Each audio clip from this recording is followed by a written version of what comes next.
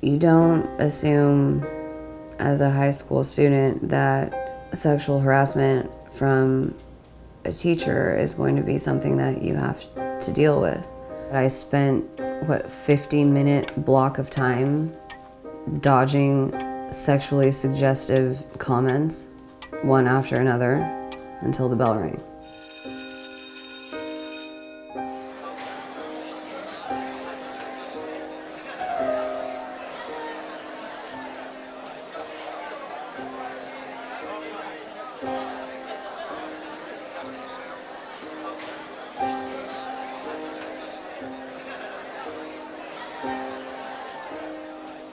So as soon as I was told that I needed to write down my account of whatever, then I just went straight across the hallway to the library and sat down. So this was dated Friday, November 2nd, 2001.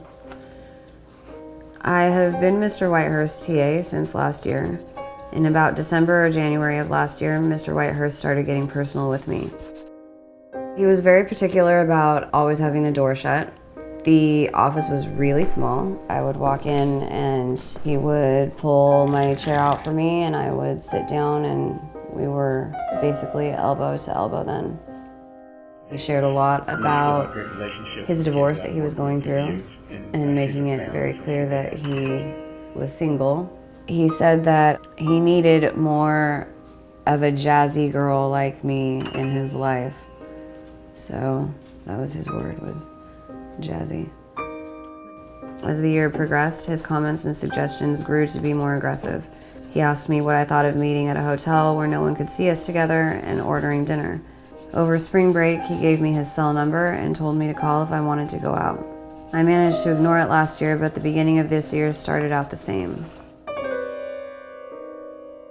So my senior year came around and I did not choose to be a TA and ended up having that as one of my classes, and I was in his office again.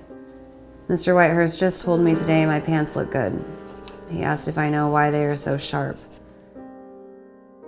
You know, the point where I had decided that enough was enough was when we were walking down the hall and there was nobody behind us and there was no one in front of us. I was wearing a pair of khaki corduroy pants and there was a zipper in the back, and he had made a comment about how my butt looked in my pants, and that the great thing about those pants was that you could just unzip and bam, it's on, or boom, it's on, whatever his words were. He had walked up pretty close to me when he had said that, so that when I had stopped to turn around, he was definitely in my bubble.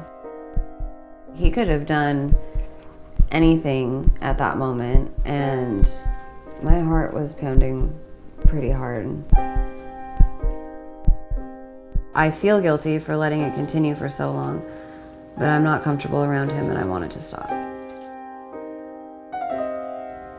I remember reading through it when I was finished and thinking, this could destroy his career. And then I had to change that to his actions are what destroyed his career, not me putting it into, 7 paragraphs on 2 pieces of paper.